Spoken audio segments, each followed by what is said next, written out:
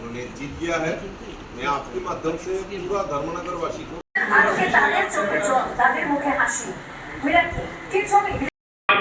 कि भाजपा आ रही, तब जब लोग सोच रहे थे क्या है पोस्टर भी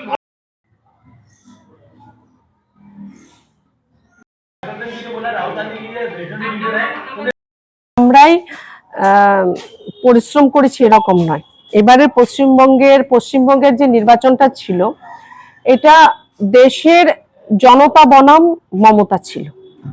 কারণ পশ্চিমবঙ্গ শুধুমাত্র পশ্চিমবঙ্গের দৃষ্টিভঙ্গিতে আজকের দিনে গুরুত্বপূর্ণ ছিল না, গোটা দেশের সুরক্ষা শান্তি অস্মিতার জন্য পশ্চিমবঙ্গ আমাদের কাছে গুরুত্বপূর্ণ ছিল।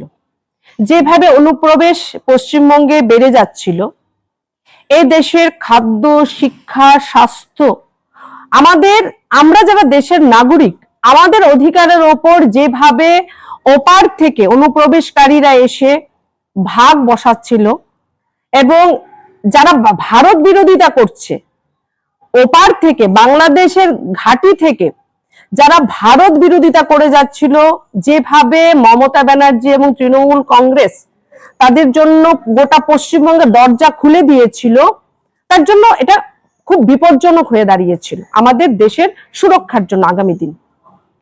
আজকের এই জায়গায় দাঁড়িয়ে আমি বলবো এটা দেশের জনতার জয়।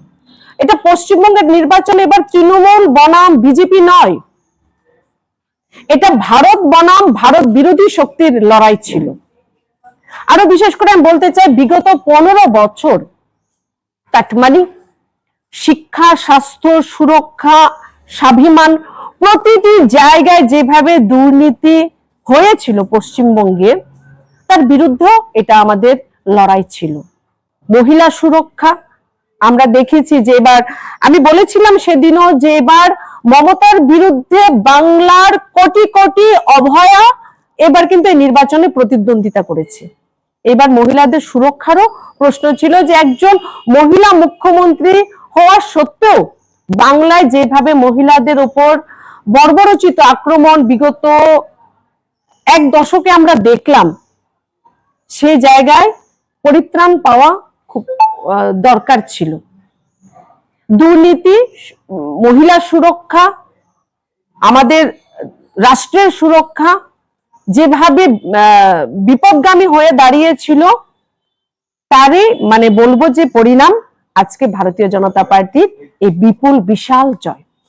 আমি হৃদয় থেকে ধন্যবাদ জ্ঞাপন করব যারা পশ্চিমবঙ্গের সেই সকল কার্যকর্তাদের যারা প্রাণ দিয়ে হৃদয় দিয়ে রক্ত চক্ষুকে উপেক্ষা করে যারা এই লড়াইটা যারা করেছেন, এবং আজকের দিনে আমি নিশ্চিতভাবে তাদেরকেও আমি মনে করতে চাই, তাদেরকেও স্মরণ করতে চাই। প্রায় 300 জনের উপর কার্যকর্তা ভারতীয় জনতা পার্টির যারা হয়তো আজকে সরকারটা দেখে গেলেন না, তাদের আমি আজকের দিনে অনেক আমার কোটি কোটি আমি শ্রদ্ধাঞ্জলি নিবেদন করতে চাই। এবং সবচেয়ে বড় বিষয় আমাদের ভারতবর্ষের যশস্বী প্রধানমন্ত্রী নরেন্দ্র মোদীজি, ভারতবর্ষের স্বরাষ্ট্রমন্ত্রী অমিত শাহজি, আমাদের সর্বভারতীয় সভাপতি নীতিন নবীনজি, আমার পশ্চিমবঙ্গে যিনি সহপ্রভারীর দায়িত্ব যিনি নির্বাহন করেছেন আমাদের রাজ্যের প্রাক্তন মুখ্যমন্ত্রী বিপ্লব কুমার দেবজিকে, এবং তারা যেভাবে নিরলস ভাবে তারা